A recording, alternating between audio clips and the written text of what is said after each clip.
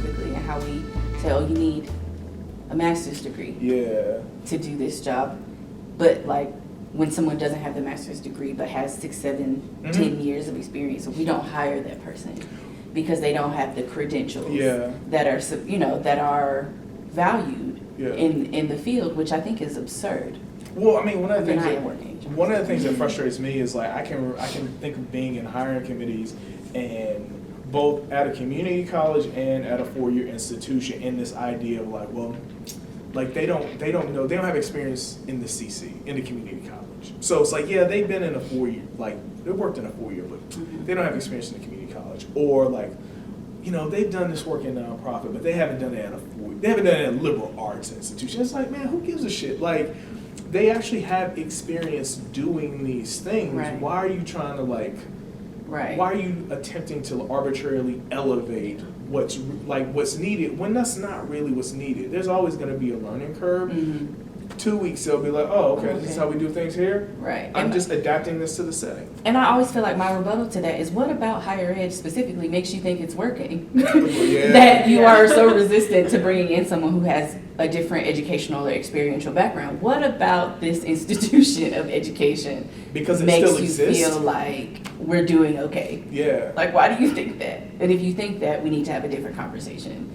You know what I'm saying? So anyway, that's what I thought about that is what I think about when I think about things like that. Well, and then if you think about, like, some people get it, not to big up business necessarily, but there are, like, a lot of business schools that are kind of like, we don't care whether or not you have a PhD. Like, the people teaching our classes are people who actually have experience running businesses. So we don't care if they have like a PhD in economics or finance. It's like, no, you have an MBA, or maybe you don't even have an MBA, but like you actually have 20 years worth of experience. No, we want you actually teaching our classes because we know that you haven't just like studied it. We know that you are actually a practitioner. Right. And there are ways, obviously, to like assess and make sure and evaluate to make sure that the people that you are bringing in do have some credentials, because like, there are things in accounting and finance and business, there are tests and things that you have to take, but those things don't also require that you have all of these different degrees. And and I think that is something that holds our industry back. Is we don't, I don't know. I was having a conversation about that earlier today, where I was talking about a person who I know, and they have a lot of licenses in the field that they're in. And so every time they have an opportunity to get like a license, they get it. They have a test, they pass that test, and then they get another license. And that license says, okay, you were able to do this, like now you're able to do all of this things. Like you can kind of do this thing. So every time they pass this test, like basically not like the higher they can go, but the more responsibility they have because they've proven, right, that they have this experiential knowledge. And they were talking about how they go into a higher ed setting, and the rebuttal or like the critique was, yeah, but you don't have an MBA. It's like, but like, who cares? Like, who cares whether or not this person has an MBA? Like, obviously, I understand the concepts. Clearly, they do, because anyone who's gone through an MBA program will tell you, like, yeah, that's cool. It gives you a good overview of business administration, but that's not going to help you on a CPA exam. Like, that's not.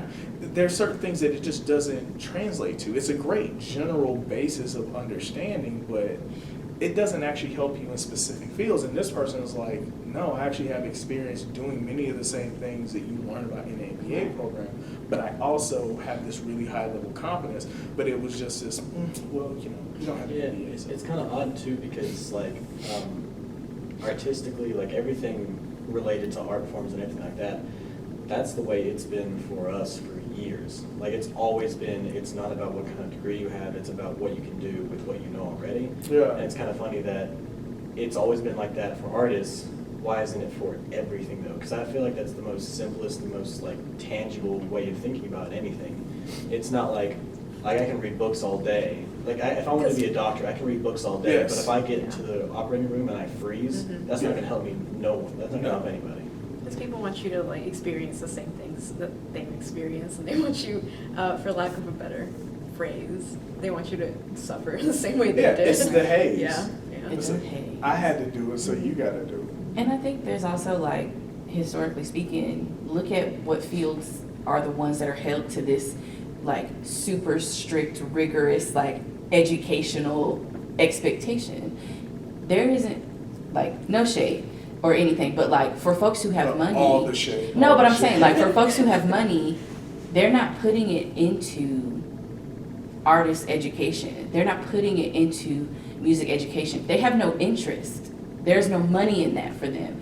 But for a medical school, or for higher ed, or for potentially business, depending on who you ask, there's a big return for making sure that, one, people have to go through this educational process, and two, they are bringing in a certain number or a certain amount of revenue based off of what we have considered the credentials, right? So that, I mean, to me, that explains why there is such a huge focus on meeting these very specific and honestly arbitrary sort of understandings of education, of medicine, of whatever, when we know that there are people who've never gone to college who have just the same, if not more, knowledge about things that I talk about in my job every day.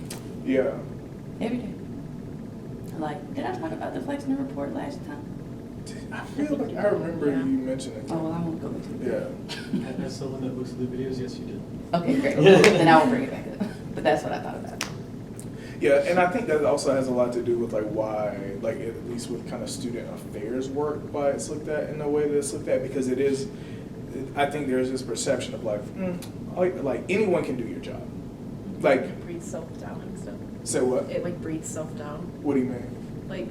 Like, I don't know, feeling like you're not good enough for your job, you're not qualified enough, even though you're, Yeah. doing the same exact stuff. Well, this idea that like your job isn't really academically rigorous. Right. Right. Right. Anyone, we can pull anyone off the street and they can do what it is that you do. But me, I teach insert whatever here. You know, I went to graduate I school. have to do this research. I did research, you know, I've published. And so somehow, and the bigger thing is this belief that students are here because of me. Mhm. Like they're here to be in the classroom. Right. And we generate revenue. So inherently what I do is of more value and of more importance. Mhm. And so I think you see it play out in that way. Whereas, yeah, you did publish, you did do a lot of research, you paid a lot of money to get that degree. No taking away from that. And it's not to say that we can't find folks in the community that have probably an I didn't tell equal you or to go better get the level. degree. There's that too. I But- didn't say you do that. But it's also like we can find people who also have an equal or higher level of understanding of many Right. of the same things that you were talking about. They just didn't necessarily go through the same process as you. Right. I do think that a lot. Like, we ask for so much, but also give so little. Like, we ask someone who, I don't know, like we ask someone who just got their bachelor's, right, to come in and do XYZ work. And then we say, but in order to do this other thing where Yeah. you get paid marginally better, Yeah. not even much better, but marginally better, you have to now pay what you're going to increase in your revenue, like in your salary. You're going to have to pay that Yes. for this degree. Yeah. Which is, I don't get it. Like, if we are looking for folks, specifically in student affairs, Yeah. if the intent behind what we do is to ensure that our students have a well-rounded collegiate experience. And the best people, like, helping to guide that process. Right, because really when it comes down to it, yes, students leave institutions because they don't feel equipped academically Yeah. to be there, but more often than, at least this is my opinion, It ain't that. it's not that. That's- So it's the people who are with them outside of the classroom Yes. who are making the I- impact, I not can- the impact. I can you know. tell you as someone who has actually done consulting work and sat down with, specifically with students of color, students of the LGBTQ population, when you are sitting with those students and they are talking about why they have stayed, yes, some of it is an individual relationship with X, Y, and Z professor, but a Mhm. lot of it has to do with the stuff that's going on like outside the classroom. Right. It's that is a reason they're staying. You were But- gonna say something. I don't remember, but I don't remember. No. Okay. Yeah, it's gone. Holler at us. Yeah. But like, the sad part about that is the narrative that we get is that, oh, these students are underprepared. Yeah. They couldn't handle the rigor. They couldn't handle what we were doing. Mhm. That's not it. Okay, I kind of remember now. see if it comes out at all. So talking about like how students, well, they can have experience from other places, obviously. I don't think that they feel like their experience is valid, especially whenever we're asking, like, because I've also heard you like talk about things like, oh, like, well, what kind of research did you do? And like, obviously, like, in certain, like, sometimes they don't do their research. Yeah. They do their research, like, most of the times they don't do their Yes. research. But then that, like, I feel like that translates onto the students who actually are doing research, who are, like, doing the same, like, level of education as, like, those professionals in the field. But then they think, well, if they're saying that to, like, this student, and we're in the same like, I don't know if that makes sense, like, we're in the same boat, basically, like, how is my research any different from their research, but them not knowing that, like, how different they're doing their research. So, okay, so like one of the ways I house that is like thinking about, I may be a student in a classroom, and I understand that, like, when we're talking about a particular topic, I'm coming in with a lived experience that I think is fairly diverse, and so I have an understanding of this topic based on that lens.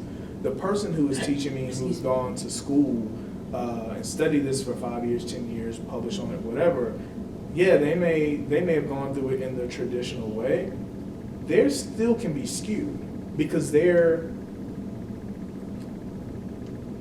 you're doing research about race, hypothetically, but your lens is Western North Carolina, there's a whole like understanding of a race that you don't necessarily understand. And me, if I were a student who lived in Charlotte, in LA, in Chicago, in New York, and I'm coming in talking about like race based on books that I've read, based on my own lived experience, there's a different perspective that I'm bringing to the table. And so as a professor, if you're saying, well, it's not valid because it's just experience, because you haven't like published, then it's demeaning and it's devaluing of a very real experience that person is able to bring to the table. Like, I feel like, how would you differentiate, like, so for me, I would feel like the people who are going and studying the same thing that I'm studying, say, like Chicago, New York, wherever, I feel like that I would compare myself to them, and I would think, oh, my work isn't as good as theirs. Yeah. Because they're from these places. Or because, like, I don't know why I hold this, like, high level of standard towards there, and, like... And it doesn't have to be, and that's the other thing, too, is, like, I rattle those off. It could be Mobile, Alabama, Bend, Oregon, Juneau, Alaska. Like, the point is, and that was something that we, like, I would have, like, a lot of, like, conversations with people in, like, New York and DC about was your understanding of racism is shaped by where you, or just anything, period. It's shaped by where you live. And there is that person who's coming from a small town, there is an understanding that person is able to bring to the table that the person from Chicago may not necessarily have. So it's not even necessarily that, like, oh, LA, Chicago, whatever. Yeah, it could be Bath, North Carolina, Anderson, South Carolina. Like, there's still like a different experiences that you're able to insert. I think, to me, part of it is I'm coming to the table with, if I'm thinking about me as a student, like, I haven't a lived experience, but my experience is not the rule. Like, my experience doesn't trump everything. It's just an experience. Part of what I think college should help one do is to go, how does my experience align with, like, the general base of knowledge that we know about? How do I house my experience in what is happening? But I think part of what happens is what people will do is go, like, my experience is the narrative. It's like, no, your experience is a narrative that fits into a much larger picture. And in a classroom setting, I feel like part of what you want to be able to do is go, well, how do all of those narratives fit into, like, a larger picture? And I think that's, like, when I ask students, what did you read? How did you arrive at this place? I'm not asking to know, have you done academic research about this topic? What I'm asking is, where are you getting your information from? Because like Luke said, my experience is a narrative, but it's not the narrative. And there's a wealth of information available to you so that you can come into a space and share your experience also with context that you may not have based off on only what you have gone through, right? And so when I ask students, like, did you do your research? I'm not asking, like, do you have a faculty advisor who's you know what I'm saying? Are you peer reviewed? Are you going through IRB? Like, right. What I'm asking is, like the scholars that we read, that we learn from, have you also done that? They don't have one idea about what the construct of race is. There are several, and anyone who is speaking as an expert on that have looked into what other understandings of the construction of race, for example, will be or might be. You know what I'm saying? It's not enough for you to come up with your own conclusion based only off of what you've experienced and your lens. Otherwise, just say it's an opinion. Right, exactly. So like it's my opinion on X, Y, Just say you don't like them. just, you know, but no, like when I ask students, like, who did you ask about that? What have you read about that? Their response gives me an idea of what their basis of understanding is. And sometimes it's great and sometimes it's not so great. And so when we ask students, like, what research did you do? That is our challenge. Like, I understand that you have a certain feeling around what is going on, and I need you to look into some other things so that even if this feeling doesn't change, which we're not asking it to, we're asking that you come in able to have a different conversation that's not just based off of your experience or feeling. And the other end of that is, like, from the faculty or professional standpoint, is you have people who spend all their time reading books and reading articles, but they're not actually engaged with people. And so they're being told, like, they're reading, well, this is best practice. This is, this is the language now. So they're getting that kind of foundational theoretical, like, understanding of things, but, like, you don't actually interact with real people. So you also are missing that. So you're taking, like, this intellectual, or you're taking, like, this stuff that you've read, and then you think about your personal experience and you go, all right, well, that's the way the world works. And I'm going to interact with everyone as if this is actually the way the world works. But you're not really interacting across the difference. It's like why you hear a lot about, like, Scandinavian societies being, like, super, super liberal. Like, that's like something that people say. It's like, well, yeah, it's also really homogenous stuff. And so you can, happiest place on earth because there's not a lot of difference. Yeah, you don't have a lot of, so it's easy to consider yourself open when you don't really have to interact and engage with people in a meaningful way who are different from you. So, like, you're not going to go into a super small conservative town and find people who go, no, I'm super close-minded. Like, most people who externally or from the outside in we would consider, like, closed-minded think that they're open-minded, but they think that they're open-minded. You can just say UNCA. No.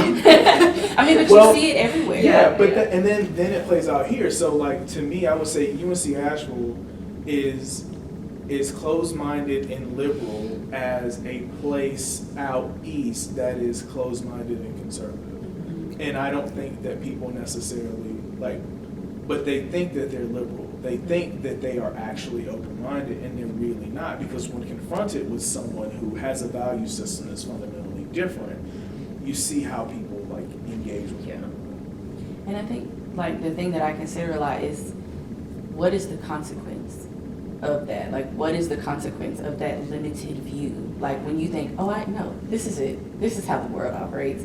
But you have such a limited view of what that actually means. Like, an example I think of often is Black women dying in childbirth, in or after childbirth, is because many physicians, one, they don't listen to Black women in particular when it relates to pain or discomfort in their body. Black people experience pain differently. Right. And they also don't have the experiential knowledge of being around communities of Black people or people of color who can say, yeah, I've had this situation happen, and this situation happen, and this situation happen. So when we hear about, another Black woman dying in childbirth or having really hard complications in childbirth, we think of it as like, oh, that's a terrible situation. But this is just this is the only one. when in reality, those rates of mortality of postpartum, Partner, postpartum. yeah, all of that. Sure. Like the rates After. of death and severe complication in those situations is incredibly high and disproportionate when you look at other communities. And so that is the consequence of thinking that you have it figured out just Yeah. because you read a book. Well, that's what you were saying about that whole like kind of isolated incident. Like we see that play out like a lot. Mhm. Like there's this, when you're part of a marginalized community, when you're part of dominant culture, you're able to pick out isolated incidents. But when you're part of a marginalized community that's impacted by those things, you see how that narrative strings itself together. So I could look at like 100 incidents that'll happen, and I'll go, oh, well, that only like this bad thing only happened like 4 times. But if I'm a part of the group that those 4 things happen to, I'm paying That's more. pretty significant. It's Yeah. significant, and I think what you will see oftentimes is folks will go, well, like, oh no, there's another reason for that, or like that's just an outlier, and we're not going necessarily like, if your population of this XYZ group is 10, and out of 10 people, 4 of them are being impacted, like that's a problem.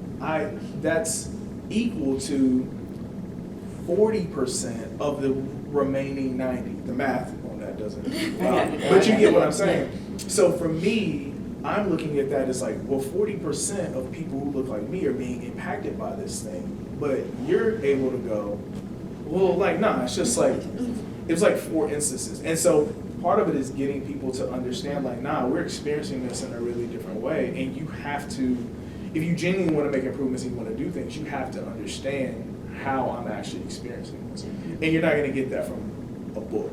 Right.